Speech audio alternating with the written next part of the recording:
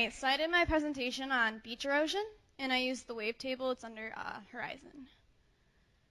All right, so my question that I asked was, is there any way to reduce littoral drift, which is also known as beach erosion? It's just the scientific way of putting it, which we learned in oceanography.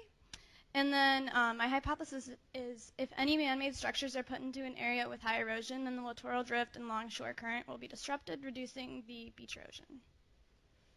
And then, so what exactly is littoral drift? It's caused by the longshore current, which is when waves come in at an angle and leave at an angle, which causes like this current along the shoreline, and that current moves the sand, which causes the beach erosion.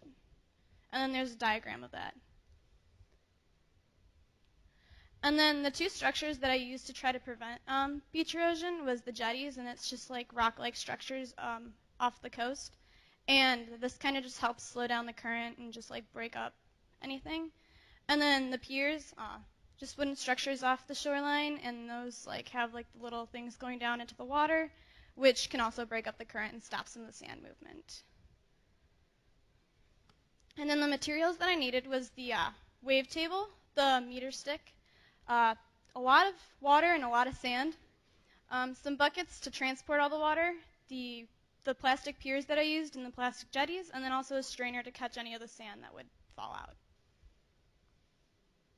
So then up in the corner up there is like just what it looked like without any of the structures in the water, and that's how I'd measure like anything, like the erosion without any of the structures. And then here is the one with the jetties, and that just kind of helped from the sand moving, and then the pier is over here. So then the average erosion rates, the one with no barrier was the highest just because there was nothing stopping the sand from moving. And then the jetties, the percentage kind of went down, the amount of sand moving went down. And the pier, to my surprise, was actually the lowest, which I was not expecting.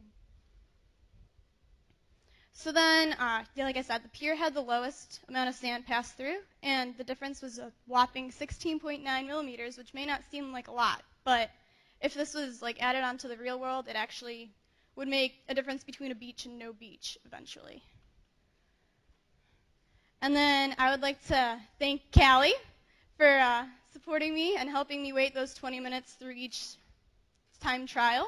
Danny and Marty, because there was a point in time where the wave table like broke down for a little bit, and so it wasn't functioning, but then Marty cleaned it off and helped me out, and it started working a little while after that. And then Jamai for helping me come up with a new project idea, because my original didn't really work out as well as I wanted it to. Does anyone have any questions? All right, thank you guys.